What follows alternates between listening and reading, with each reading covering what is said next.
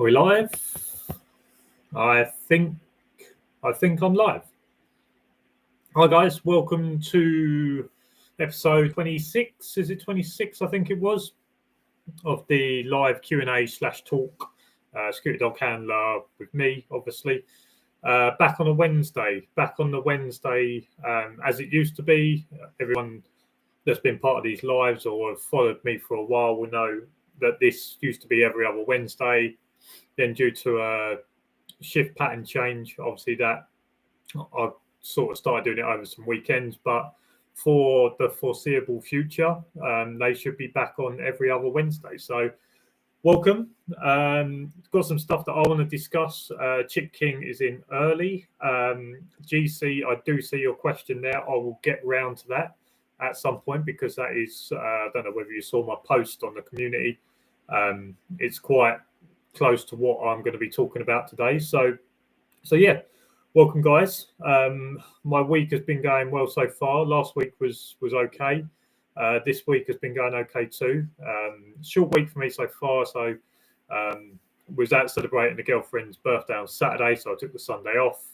Worked Monday, Tuesday nights leading up to tonight, and then I've got football training tonight, and then work Thursday, and then I've got golf Friday and Saturday. So that's pretty much how my week's panning out, and I think it's been nice. It's been a nice way to settle back into it.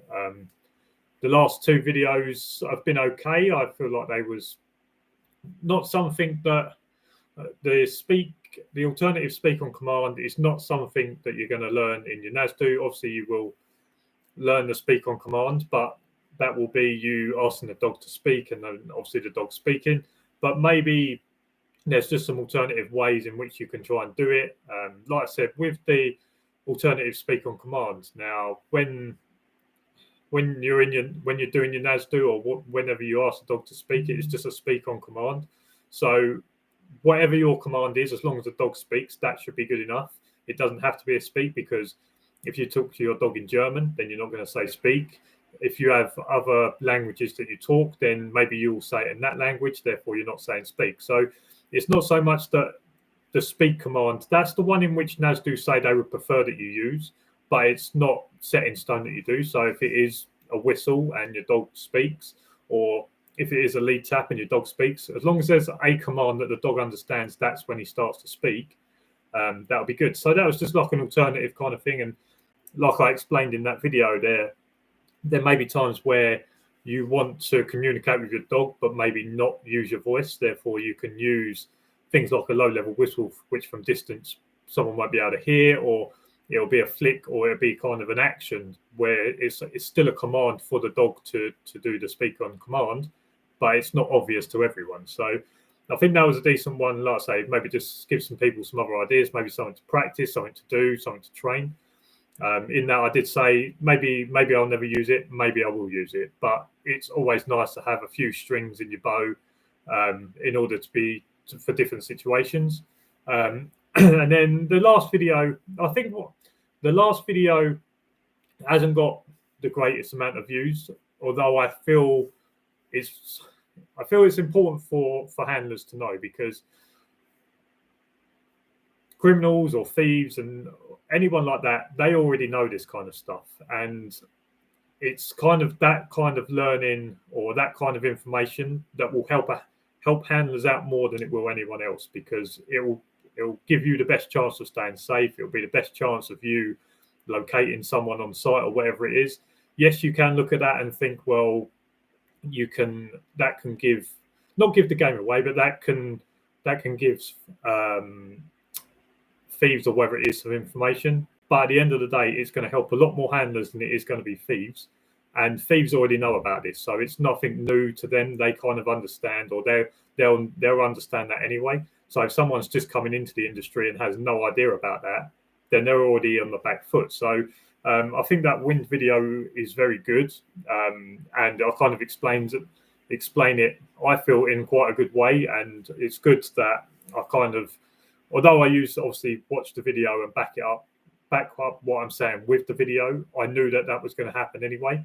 I knew that by getting downwind of all the scent that I knew I was going to find the trainer. I knew that in that certain area the wind is going to swell. We speak about that quite a lot, about when the wind goes down into corners and things like that, that it obviously swells around. Anyone that's ever played golf, or anyone that has done sort of outside sports, you will know that in certain corners, especially with trees, that the wind kind of whips around it. It doesn't always go straight through the trees. So I knew that by going downwind, even in that corner, that I would find the trainer if he managed to get upwind of us. And then obviously the second patrol, basically backing up exactly what I was saying in the first patrol, is that we started upwind and we had to get all the way over to where the scent would be downwind before backtracking back to where it was. So starting positions and doing it properly is key. And look, let me be honest with this. Let me be honest in terms of patrolling. I've said to you guys that I do random patrols. I could be out at any time for any amount of any time of the night for any period of time. I don't keep it to right. I'm just going to do this circulation and then I'm back in. I'll maybe do one, maybe do two, maybe I'll go back in an anti-clockwise. So it's although looking at that, you think that's okay, because I know that if I do, as a thief, if I do this at this certain time, therefore I'm going to have the upper hand. But I'm completely random. I could be at any point in my patrol, I could turn around and go back the other way. In any patrol, I could decide to go around the other way or whatever it is. So I think it's important that as a security dog handler that you always keep random as well. So therefore you can't be caught up with patterns and timings and things like that. And I think that's important. But like I say, back the second patrol, backing up what I was saying about being upwind and then having to get downwind to come back, just helps you explain and maybe just gives some people some ideas about the way in which your dog will work. So if you are patrolling and your dog turns around and goes back the other way, that's not necessarily saying that you've missed something. It might just be all of a sudden you've got downwind of a certain scent that the dog wants to go back and have a look at. So I think that video is important for handlers to look at. And like I say, it's gonna help. It's gonna save more handlers than it is going to give information out for anyone else. So I was a little bit on the fence to whether I was maybe giving too much away, but like I say, I think it's more important that handlers that don't get that information get it than it is for thieves to get it, because at the end of the day, they're already ahead of a newbie handler anyway. So I'm just trying to equal up the field. So hopefully people understand that. And like I say, I feel like it's something that will help more people than it's gonna hinder. Where are we? Right. I'll start the conversation in which I said this live was going to be about, and I want to maybe go a little bit further into that as well. So my sort of question for this live is, who is more important to a company? Is a good handler important to a company more than a good company is important to a handler? And I feel like it's Danny Rolfe, hello mate, just a quick drop before duty. All right, have a good shift. Make sure you listen back at some other point if you can't continue on listening or whatever it is. So yeah, is a good handler more important to a company than a good company is to a handler? And in an ideal world, every company would be the best and every handler would be the best. But different companies work different ways. Different handlers have more experience, less experience, whatever it is. And obviously I'm coming at this from a handler point of view. So you could say that I'm biased to sort of the handler side of it. But being a good handler, you will always be able to find a job. Now, a lot of dog handlers' names and things like that, or me, I'm maybe different because I'm a little bit more out there than most. But being a good handler will get you get your name around well, and you probably be able to go to different companies and get a job. So I feel like as a good handler, you will be looked after by a company well. But when I'm talking about being a good handler, I'm not just talking about not falling asleep. I'm not talking about just patrolling. I'm talking about the extras. It's the getting on with the clients, always being on time, doing that little bit extra. If there's an issue on site, dealing with that and not having to go back to the client and asking them to deal with it or whatever it is. It's being a good handler is not just about you and the dog and not falling asleep, etc. It's about them other bits. It's about the client coming back to the company and saying, can we have this handler more often because we get on with him or we feel like he does a better job than someone else. And as a good handler, like I say, I feel like you could go around to different companies and always be able to get a job. And I'm sure there are plenty of handlers that watch my stuff, or there's plenty of handlers out there that could go to a lot of companies and they would be able to get a job tomorrow. And I feel if you are a good handler, you are more important to the company than it is for for the handler itself to have a good company. Because like I say, if I was working for a company and they was treating me okay, I could always just switch and go somewhere else. Where if you are a bad company with good handlers, if that word gets around, sometimes it can be very hard for that company to get good handlers in, because once a good handler says no, don't go and work for them, a lot of people listen to that. And when I talk about a company being good, I'm talking about looking after their staff, paying on time. I think it's a known in the industry, but I think it's important. Just because the security dog handling industry is what I talk about, it's not to take away that this doesn't happen in other industries. I'm sure if you electricians, builders, whatever it is, in all of these industries, there's always going to be companies that pay late, they don't pay their staff, they don't look after their staff, or whatever it is. So just because I'm talking about security dog handling, don't think for a minute that I'm saying it only happens here. It doesn't. It happens in every industry. But because we concentrate on this one, that's why it sounds bad on this one. And I'm sure there are companies out there that delay pay, or they don't look after their staff very well, they mistreat their staff, etc. And like I say, once you have a good handler and they turn their back on that company, sometimes it can be very hard to get good handlers in after that, because like I say, your company's name gets around very quickly, because good handlers will all stick together and that information will get around very quickly. The same way good companies, if they have a bad handler, that bad handler's name will circle around them good companies very quickly as well. It's not saying that bad handler won't be able to get a job somewhere, because I always feel like there will always be someone that will take them on. But around good companies, bad handlers' names get around very quickly. The same way with good handlers, a bad company's name gets around very quickly. So I always feel like if you are a good handler and you act professionally, you go that extra mile to do them little bits and pieces, you'll always be able to find a company to work for. So in terms of who is more important, now I said at the start of this, I'm obviously very handler biased. I think in terms of who's more important, I think it's more important that a company has good handlers and looks after them well, rather than a handler having a very good company, because a company can only do so much, and a good handler will be a good handler no matter where they go. If they have the drive within themselves to be professional, whatever it is, wherever that handler goes, they'll always be good.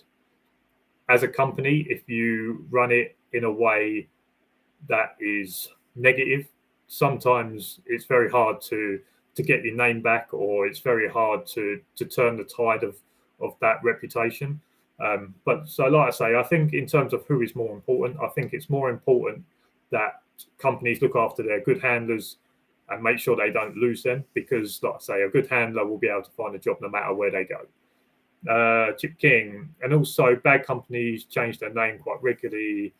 It's worth checking on Company House. That is a way in maybe which they can not hide the fact, but if they do have a bit of a reputation for, like, say, late pay, or they've had a couple of incidents with some bad handlers, maybe that's a way in which they can rejuvenate themselves and come out the other way. Let me have a drink. But yeah, like I say, I think it's an important thing to understand that a good handler will always be good no matter where they go. A bad company will doesn't always turn around and become good again. And that takes me to the question that GC put up before this live, before I went live. And it said, "Hi Michael, how easy is it to find a decent company after you have passed the relevant exams, but you have no experience?" Now, speaking personally, I found it very easy, but I was a unique situation where one of my mates was an MD of a dog handling company. So when I decided I want to do this, I went to him and asked him how to go about it. He gave me all the information. He kind of helped me through all my training, etc. So when I passed, I could just walk straight in and work straight away. Now, speaking with a lot of people, a lot of you guys will know that I probably get messages all the time about people starting, how to get started. Now I've passed, how do I go about finding a company, etc. And I'd say it's easy to find a company.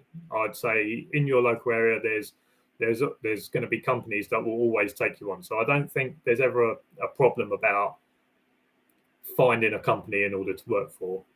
But how hard is it to find a decent company? Now that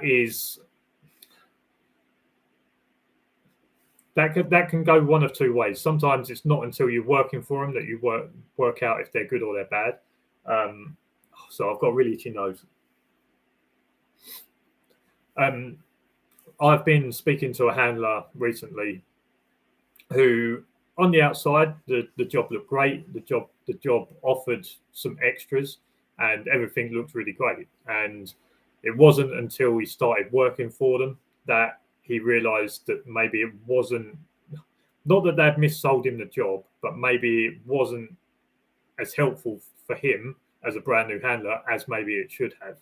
And there has been a couple of times where I feel personally, speaking to him, I feel personally they're taking the mick out of him. They're kind of, as he's a brand new handler, they're kind of testing him to see where that boundary is, to see whether they would be able to push him a certain distance. And let's, for argument's sake, say he lives in, let's say London, typical place, let's say London. So let's say he's living in London.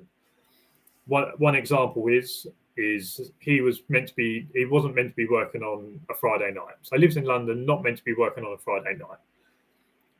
He looked at his rota, and without asking him, they rotated him on to a site 180 miles away on that Friday night. Now that was them, in my opinion, that was them pushing the boundary to see whether he would accept that shift. And if he accepts that shift, to them, they then know, okay, well, that's his boundary. If he rung them up and said, I ain't turning up, they may say, well, you need to. Therefore, in my opinion, I would turn around and say, I'm not going to be there. You've got to find someone else. So sometimes it's hard to say whether a company is decent because this person also has a family relative in the same company that hasn't happened to. So in terms of his relative side, he might say, no, the company's absolutely fine. But on his side, they're kind of pushing the boundaries to see where they can take him. So sometimes it's not until you start working for them that you can know whether they're decent or not. But as I said just previous to that, if you're a good handler and you turn up your shifts on time and everything else, you will be able to find another company. And it's not unheard of in the security dog handling industry that handlers will bounce around a little bit, maybe before settling with a certain company. I feel like with Prestige that I work for, Prestige Guarding, I feel like I don't need to go and look elsewhere because I'm well looked after. I work when I want, so it's not a case of if they need something covered, maybe they'll message me. But I work when I want. I'm comfortable. I know what I'm doing every week. It's not one of these jobs where on Sunday I get told where I'm working Monday night. I know where I'm working when I'm working, etc. And I kind of set that out. And if something changes and I want to change something up, it's not an issue. So it's not. But if that was an issue, then maybe I would look to see elsewhere whether that was a possibility of me doing it somewhere else. So I think in terms of how easy is it to find a decent company, it's only until you start working for them for maybe a couple of months that you'll know whether that is a decent company or not. So there will be lots of companies, or there will be companies in your area. It's about finding the right one. My opinion is if you go to training locally, speak to other handlers that are at the training session, and obviously they will be working for a company at that time. But if you go to a training session and there's some different companies, maybe just go and speak to all the different handlers, and maybe if you've researched and there's like 5 companies in your local area, just go around and say, have you worked for any of these, or do you know any of these companies? And maybe there'll be a few handlers that say, yeah, I worked for them, but I didn't like them. Or there'll be people saying, well, I wouldn't work for that company. These 3 companies are pretty good. So if you go training in your local area and there's some handlers there that work for different companies, or even if they work for the same company, maybe they've worked for some of the others in the area as well, and they'll be able to advise you whether they're good or not. But yeah, I think it depends on whether you are a self-employed dog handler or whether you're going PAYE, because obviously with PAYE, the company that you work for will have a little bit more interest in you as a handler, rather than if you are a self-employed handler, because you're kind of like a subcontractor to them, etc. So I think if you are going PAYE, they have a little bit more. They have to look after you maybe a little bit better, because if you're a subcontractor, I assume, this is not me saying this is facts, but I assume if you are a subcontractor, they could just drop you at any point. Where with PAYE, maybe they have to make sure that you have certain shifts or whatever it is. They can't just turn around and say, right, we're not giving you no shifts. I don't know whether that's true, but I think it would be unlikely that way, unless you've done something to cause them in having to do that. So, but yeah, the no experience, I don't think is ever an issue. Everyone's got to start from somewhere.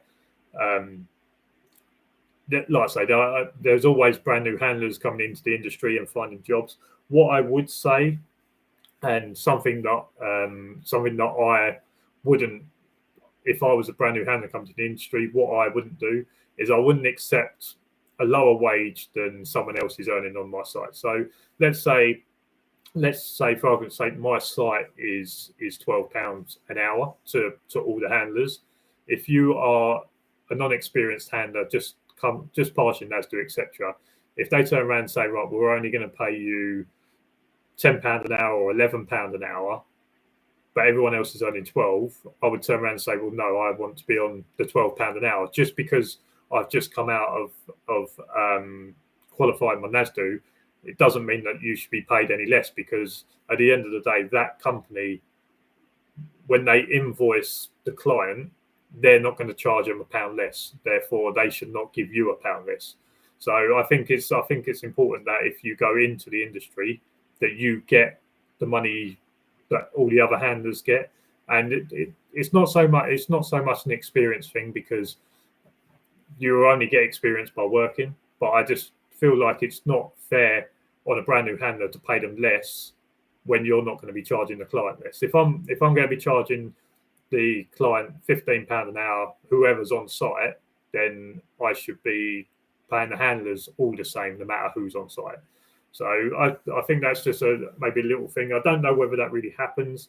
I think there's a possibility that newer handlers maybe do get a lower rate for a certain period of time, maybe for the first 6 weeks, or if they have like a probation period or whatever it is, that they get £1 less. I don't think that's fair, because they're still going to be doing exactly the same job as someone that's earning the £12 an hour. So just be careful with that. Hopefully that doesn't happen. I'll be quite unhappy if that was happening, but I don't think that's fair for people that are just starting out, because at the end of the day, you still need to earn your money, etc. So yeah, I wouldn't, if you've got no experience, I wouldn't accept a lower salary than someone else if you're working exactly the same site, doing exactly the same job.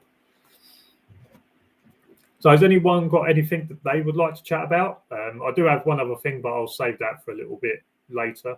Has anyone got anything that they want to chat about? Any questions, any topics, whatever it is? Because like I say, this is a Q&A as well. I get bored to listening to me talk. So if you've got something that you would want to talk about as well, just let me know.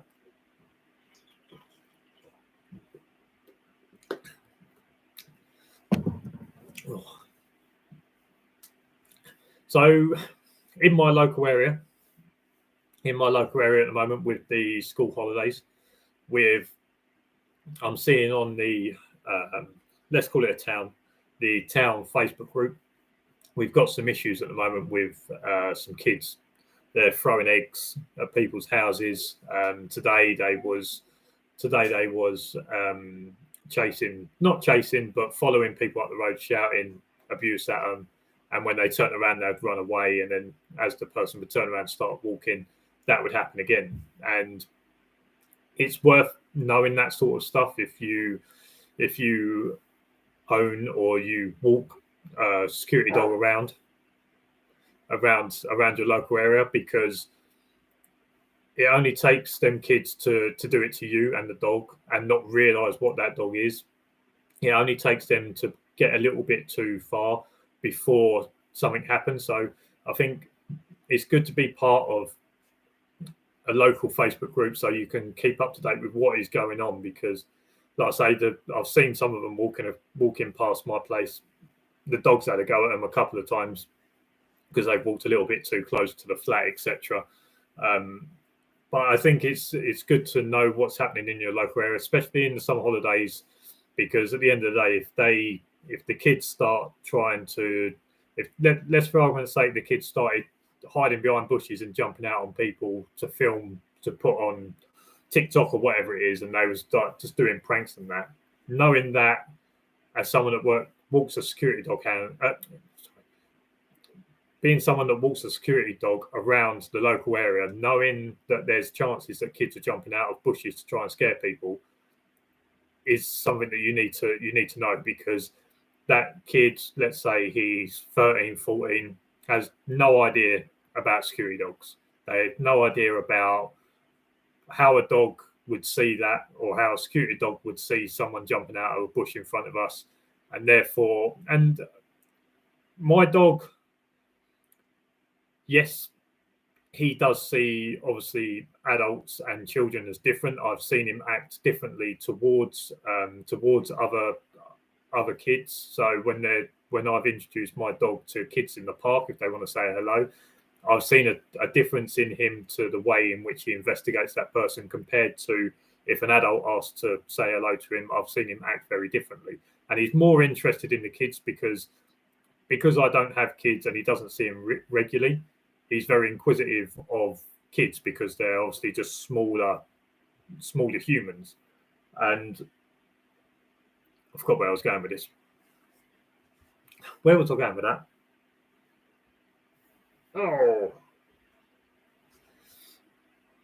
I just completely lost my train of thought on that.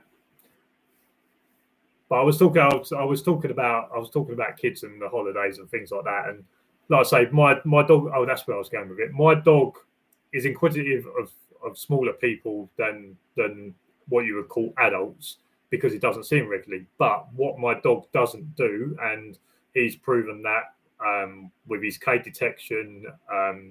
So when I was having my back appointment earlier, I heard my dog kicking off, and he was kicking off at someone that was walking across the yard. They was walking across the yard with walking sticks. He was kicking off with them. There was old people, there was young people, there was people in high vises, there was males, females of all different ages. My dog, when it comes to the protection side of it, my dog doesn't distinguish between a kid and an adult. He just sees that's a threat. That's how I'm trained to deal with this situation. So I think being part of a Facebook group, especially around the school holidays, and knowing if kids are acting up and what they're doing is key, because it would only take one of them kids to jump out of the bush in front of us too close. Yes, as a dog handler, there's so much I can do, but if they don't understand what's going on and they get too close, or they decide to try and grab the dog's tail or whatever it is, because at the end of the day, they're not chasing, they're following people around, annoying them. Now, I'm not saying that this could happen, but I'm saying that if these kids decided that they was going to follow me whilst I was walking the dog's already on high alert. If one of them decides to come up and touch the dog's tail, there's only so much I can do if they carry on trying to pester us and one of them gets too close and gets a nip. So I think it's important that if you are someone that walks your security dog around your local town or wherever it is that you're part of a group where you can find out what's going on and maybe what's happening, etc. So maybe it's maybe not so much a tip, but like I say, I think it's important to stay up to date with what's going on. Like I say, especially during school holidays and that, when there's obviously lots of kids around and things like that. And obviously with parents having to work, sometimes the 15, 16-year-olds, they don't have any, they might not have any parents out at home during the day, therefore they're out and they feel like they've got a bit of a free license to do whatever they want. So yeah, I think that's just something that's crept up over the last sort of week or so where I am, and it's kept me thinking as well, because obviously my missus walks the dog around here as well, and for the 14, 15 months that we've lived here, absolutely no issues. She can walk him around the park, she can walk him up the road, she can walk him through the sort of what you would call the town centre where it's quite busy. She can walk him through there. It doesn't bat an eyelid. There's been no issue with my dog wanting to kick off at people or whatever it is. But what I also know is that I can handle the dog better if a situation like that happens. And do I really want to put my missus in the situation where a group of kids might pester her or whatever it is, and the dog feels like it has to act in order to protect her from a group of people? So I think that's just something to keep in mind, just to keep yourself safe, keep the dog safe, keep your family safe and things like that. Because like I say, once you get to a certain point in the training, the dog starts to understand pictures, and the pictures are, there's a group of people. Like I've done crowd control training at a training session, and that will be, you'll have a group of maybe 4 or 5, and you use the dog to come forward to get them to go back, or you use the dog to fan in order to keep people 8 foot away from you, 10 foot away from you, whatever it is. So my dog understands if there's a crowd of 4 or 5 people standing in front, my dog knows how to keep them people at bay. And like I say, from a working point of view, if I was on a site and there was 3 or 4 or 5 people in front of me and the dog was fanning, keeping them people away, and if someone got within distance and there was a threat, then the dog would bite. Now, in a working environment, absolutely fine. If I'm walking through my town centre and a group of 4 or 5 kids start surrounding maybe me and the dog or whatever it is, if my dog goes into that protection, the public looking at that situation aren't going to look at it like the dog's trying to protect me. They're going to be looking at that situation as that my dog is now at the end of the lead, frothing at 4 or 5 kids. It's exactly the same situation, but a different location. So, like I say, once you get to a certain stage with the training, the dog will understand and see pictures and remember what his training is for that situation. And sometimes, I'm not saying all the time, sometimes the dog can act not on a command, because at the end of the day as well, let's say I'm working on a site and someone has broken in.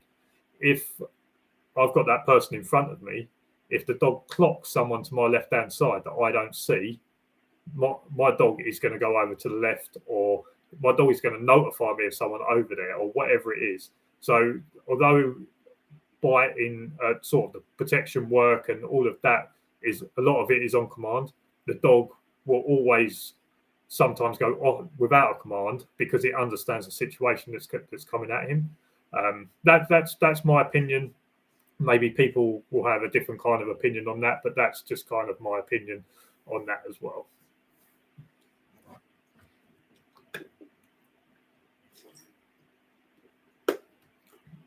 Oh, it's getting a bit stuffy in here.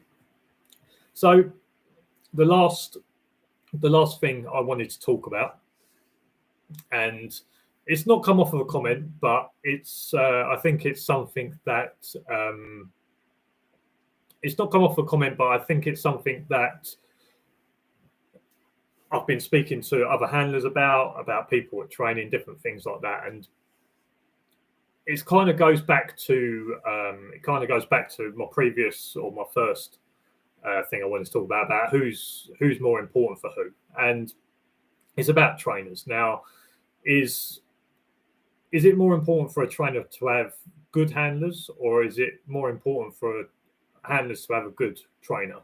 And you can look at it lots of different ways. Now, people have commented about my dog, about his protection, about his obedience, or whatever it is, and I think that's where I've been documenting this for so long now. There are going to be good days. There are going to be bad days. There are going to be good training sessions. There are going to be bad training sessions. That's all part of me documenting my journey. And yes, people may see one video on a one-off and say, well, no, that's not worth watching. But then there'll be other videos that if they watch them first, they would understand that this was then, this is now. And I think it's important when it comes to a trainer is that you get on with a trainer, not just because of the bite work that they do, not just because of the work they do with the dog, but for you as a handler as well. And I was speaking to someone a little while ago, and I was trying to explain to them that CT sessions, so continuation training, a lot of people see continuation training as the dog going to training and continuing working on protection, working on its patrol, working on its article search, or whatever it is. And that's not what CT sessions are about. Continuation training is for the dog and the handler. And I'm not saying that this is this happens in every training session or whatever it is. But I spoke to a handler who had to go to a certain trainer for his CT session for his company, and he went there and they done some protection work. Although he didn't want to do protection work because he's got a reaction problem with the dog at the moment. They done agility or whatever it was, and I said to him, "So did you lot sit down and have a chat, or did you do like a Q&A session?" And he said no, and to me, that's not continuation training, because a continuation training is the continuation of the training of the handler as well. It's not all about learning to handle a dog, or it's not all about training the dog to be the best protection dog or whatever it is. That's all helpful, but if the handler has no idea about the regulations, about the law, about what he can and can't do in certain situations, all of the dog stuff is absolutely pointless. So let's say someone gave me the best protection dog there is. So for argument's sake, no matter what happened on site, if someone attacks me, that dog would be able to defend me. Let's just say that someone gave me that dog. If I didn't understand the law, I didn't understand the regulations, I didn't understand sort of the health and safety, the signage, or whatever it is, all of that is immaterial, because I cannot use that dog, or I could use it wrong, or whatever it is. So when it comes to continuation training, it's not a case of, right, the dog will go in there and the dog is going to learn how to do this. Well, that's helpful. But if you turn around to a handler and say, if someone jumps over a fence, what can you do? If that handler turns around and says the dog can just bite him, then it's pointless. The whole protection side was just pointless, because that handler's not going to be in the industry for very long. So I think it's more important for a handler to have a good trainer than it is for a trainer to have good handlers, because only by having a good trainer will you become a good handler. And it's not just becoming a good handler, it's becoming a very good security guard as well, because at the end of the day, what we are is security guards with dog handling capabilities. We put dog handler there as we put dog handling there as like a buzzword because that's we handle dogs, but you are still a security dog. You are still a security guard. So if you're only going to training sessions and all they're doing is the protection work, the patrol work, some agility, and then you're off, you're not continuing your training in terms of being a security guard, in terms of being a dog handler, and all that types of stuff. So I just wanted to put that out there, and I can say that Terry has made me the handler that I am, rather than the dog that my dog is. Now, Terry can only do so much training. So whenever I turn up, Terry can only do so much. It's up to me to do the training away from the session, to continue that away from the session, and it takes me to turn up. But one thing that Terry has done has made me the handler I am. Everything that people seem to like about me, or the way that I come across, or some of the information that I give over, or like some of the stories that I give, that's all come from Terry. Now, if you asked me to do that 18 months ago, I wouldn't have known it. So even if you don't agree with my dog's protection, even if you don't agree with my dog's obedience or whatever it is, you can't say that Terry is a bad trainer, because he's trained me to be the handler that I am, the security guard that I am. Yes, I've done my SIA, but my continuation training of being a security guard is all done at my training sessions.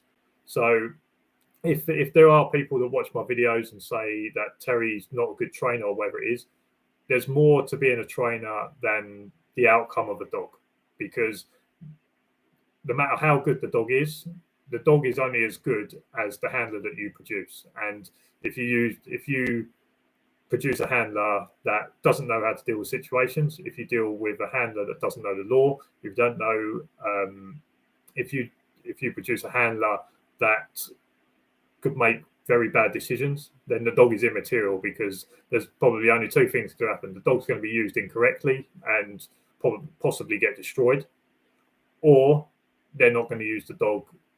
They're not going to use the dog because they don't know how to, or they don't know the situation in which they can. So the dog becomes immaterial. So I just wanted to put that out there, that if anyone is thinking that I'm not getting the right training, look past what my dog does and listen to what I say, and then make your assumptions from there. So yeah, I just wanted to say that. If you've got any comments about that, I'll be happy to hear them. But I'd say when you're looking at trainers, look past the dogs that they create, and look at the handlers that they create. GC, hi all. Apologies, only just come in. GC, I did answer your question. Once this ends, you'll be able to go back and watch from the start. I answered your question earlier on, so hopefully if you go back and watch it, it'll give you some information or give my opinion on it. So yeah, I'll leave that there, and you can watch it back later on. We are coming up to 45 minutes. So unless anyone has got any other questions, last few questions, we'll call it there. So I'll just give you, what you got, 20 seconds to get some questions in. If not, then we'll leave it there. I feel like I've got through the points that I wanted to,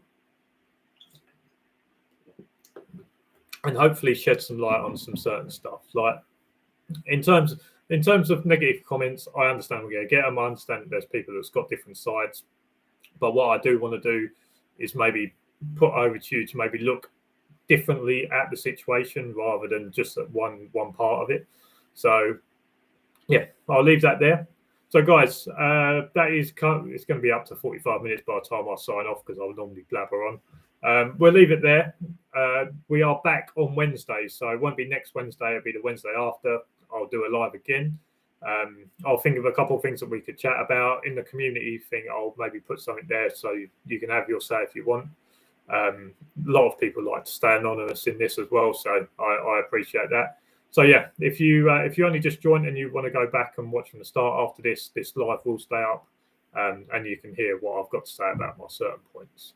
So guys, thanks for watching. Look after yourself, look after the dogs. If you like this video, make sure you give it a thumbs up. Subscribe down below for loads more videos. And as for now, I'll see you again next week. See you later.